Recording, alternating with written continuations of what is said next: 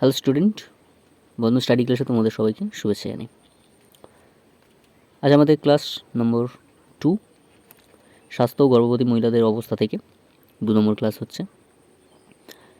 এখানে যে প্রশ্নগুলি আলোচনা করব অত্যন্ত গুরুত্বপূর্ণ এবং আলোচনা করে দিচ্ছি যে প্রশ্নগুলো তোমাদের সামনে এক্সামের জন্য অত্যন্ত গুরুত্বপূর্ণ, তোমাদের ICDS পরীক্ষার জন্য। ঠিক আছে, এখন থেকে এইগুলোকে নোট করে রিভিশন করো, ভালো করে প্র্যাকটিস করো।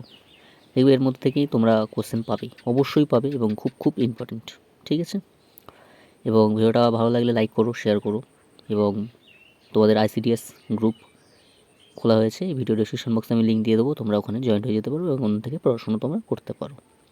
তো দেখো কী কী প্রশ্ন রেখেছি, দেখে নাও এক ঝলকে। আমি প্রশ্নগুলি আলোচনা করছি, উত্তরও দেওয়া আছে, তোমরা একটু স্কিপ করে উত্তরগুলো লিখে নাও এবং কোশ্চেনগুলো নোট করে নাও। দেখো ফার্স্ট প্রশ্ন কী বলছে, দেখো কোন বিজ্ঞানী প্রথম ব্লাড গ্রুপ আবিষ্কার করেছিলেন। বুঝতেই পারছো কী কী প্রশ্ন, তোমাদের কতটা গুরুত্বপূর্ণ প্রশ্ন এগুলো তোমাদের। তাহলে স্কিপ করে দেখো, আমি শুধু প্রশ্নগুলো বলছি, উত্তর বলছি না, লেখা আছে, তাই ভিডিওটা বড় হয়ে যাবে, তাই তোমরা একটু আস্তে আস্তে স্কিপ করে দেখে নাও। নেক্সট 2 নম্বর প্রশ্ন বলছে, রক্ত সংবহন পদ্ধতি কী আবিষ্কার করেন। উত্তর দেওয়া আছে উইলিয়াম হার্ভে। এবং তোমাদের ICDS 2026-এর গ্রুপ খোলা হয়েছে, তোমরা পারলে জয়েন্ট হয়ে যেতে পারো, এই ভিডিও ডেসক্রিপশন বক্সে আমি লিঙ্ক দিয়ে দেবো, তোমরা অবশ্যই গ্রুপে জয়েন্ট হয়ে যাও। নেক্সট 3 নম্বর প্রশ্ন, মানবদেহে রক্তের লৌহের পরিমাণ কত, প্রায় 10 mg। সেদের রক্তকণিকার গড় আয়ু কত দিন, 12 থেকে 15 দিন।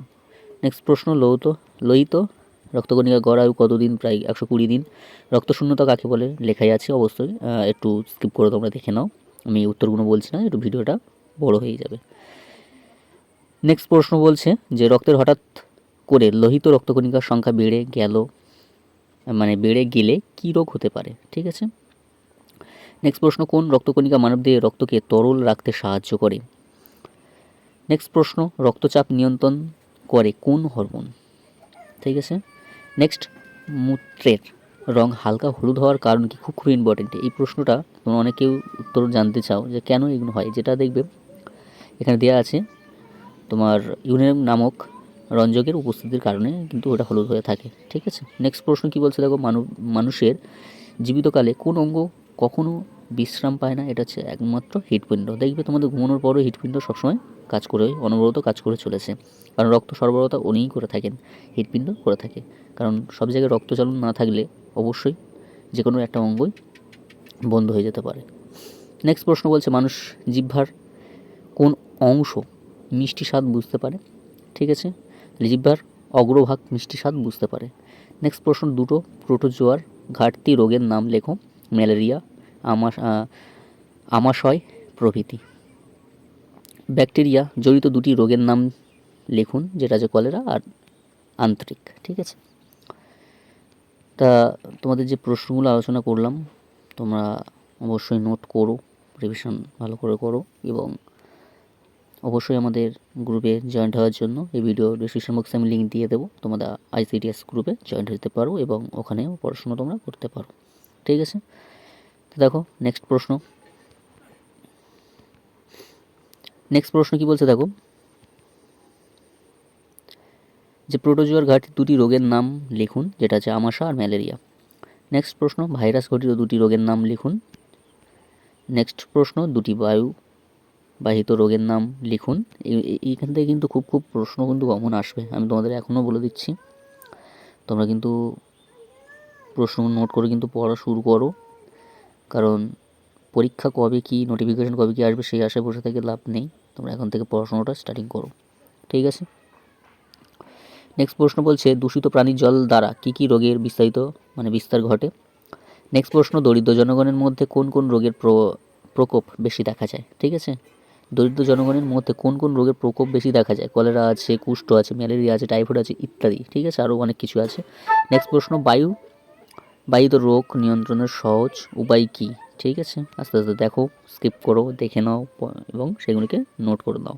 নেক্সট প্রশ্ন, ফুড পয়জনিং কিসের দ্বারা ঘটে। এই প্রশ্নটা কিন্তু অনেক প্রশ্নে তো দেখা গিয়েছে, বিশেষ করে যারা নার্সিং নিয়ে করছো তাদের ক্ষেত্রে একবার দুবার দেখা গিয়েছে। এটা এবছরের জন্য আমার মনে হচ্ছে ইম্পর্টেন্ট হবে, কারণ ফুড পয়জনিং কিছু কিছু ক্ষেত্রে বাচ্চারা বা মায়ের হঠাৎ করে কিছু খাবারের মধ্যেই হয়ে থাকে, তো সেটা কিসের দ্বারা হয়ে থাকে সেটা আসতেই পারে। ঠিক আছে, নেক্সট প্রশ্ন, টাইফয়েড রোগের জীবাণুর নাম কি? নেক্সট প্রশ্ন, টাইফয়েড রোগের লক্ষ্য ও প্রতিকার কী? ঠিক আছে, অবশ্যই খুব ইম্পর্টেন্ট, এখান থেকে আসবেই প্রশ্ন। দেখো আস্তে স্কিপ করো, দেখো। নেক্সট প্রশ্ন, অ্যান্ডেমিক অবস্থা ও মহামারী কাকে বলে? ঠিক আছে, দেখে নাও আস্তে আস্তে। চলো নেক্সট প্রশ্ন দেখে নেওয়া যাক। নেক্সট প্রশ্ন বলছে যে ডায়রিয়া রোগের প্রতিকার কিভাবে করা যায়? ডায়রিয়া রোগ, ঠিক আছে। নেক্সট প্রশ্ন, ডিডিটি এর পুরো নাম কি? নেক্সট প্রশ্ন, এইচআইভি এর পুরো নাম কি? এই পুরো নাম কিন্তু খুব আসবে তোমাদের, মিনিমাম দুটো তো পাবেই, যে পুরো নাম কি, মানে একটা ওয়ার্ড দিয়ে দেবে ফুল ফর্ম, 4টে করে অপশান থাকবে, যেটা ঠিক সেটাকে তোমাকে টিক চিহ্ন দিতে হবে। নেক্সট প্রশ্ন বলছে AIDS এর পুরো নাম কি? সব লেখাই আছে, দেখে নাও। নেক্সট প্রশ্ন, এইডস রোগ নির্ণয়ের কোন পরীক্ষা করা হয়? উত্তর হচ্ছে এলাজিয়া। নেক্সট প্রশ্ন, সংক্রমণ রোগ প্রতিরোধের প্রধান পদ্ধতিগুলি কি? নেক্সট প্রশ্ন, কোন রোগের প্রতিকারের টিকা প্রদান করা হয়? ঠিক আছে। নেক্সট প্রশ্ন, মাপস রোগের কোন ভাইরাসের কারণে ঘটে? এটা হচ্ছে রুবালা ভাইরাস, রুবুলা ভাইরাস। ঠিক আছে। নেক্সট প্রশ্ন বলছে যে মৃত্তিকা বিস্তার লাভের ঘটে এমন রোগ জীবাণুর নাম কি? নেক্সট প্রশ্ন, ম্যালেরিয়া রোগ সৃষ্টিকারী জীবাণুর নাম কি? তারপর নেক্সট প্রশ্ন, ম্যালেরিয়া রোগ প্রতিরোধের কোন ঔষধের প্রয়োগ করা হয়? নেক্সট প্রশ্ন, মশার লাভার ভক্ষণকারী মাছের নাম কি? নেক্সট প্রশ্ন, উনুন দ্বারা যে রোগ বিস্তারিত ঘটে তার নাম কি? নেক্সট প্রশ্ন, কোন মাছি কালা জ্বরের বিস্তার ঘটায়? খুব ইম্পর্টেন্ট। ঠিক আছে, বাবুল মাছি। এই ছিল তোমাদের টোটাল প্রশ্ন আলোচনা করলাম, ক্লাস 2 আজ হলো। এই যে প্রশ্নগুলি আলোচনা করলাম খুব ইম্পর্টেন্ট, তোমরা এখন থেকে নোট করো, খাতায় নোট করে পড়া শুরু করে দাও। এবং ক্লাসের 1 নম্বর ক্লাস যেটা আমাদের কাল হয়েছে, এবং সেটা আমাদের ইউটিউব চ্যানেলে আপলোড দেওয়া আছে, যারা এখনও দেখোনি গিয়ে দেখে নাও, সেখানেও খুব গুরুত্বপূর্ণ প্রশ্ন আছে। এখন থেকে এই কটি প্রশ্ন যেগুলো দিলাম নোট করো, পড়ো এবং রিভিশন করা শুরু করে দাও। আর ভালো লাগলে লাইক করো, শেয়ার করো। আজ এখানে শেষ করলাম, ভালো থেকো, সুস্থ থেকো।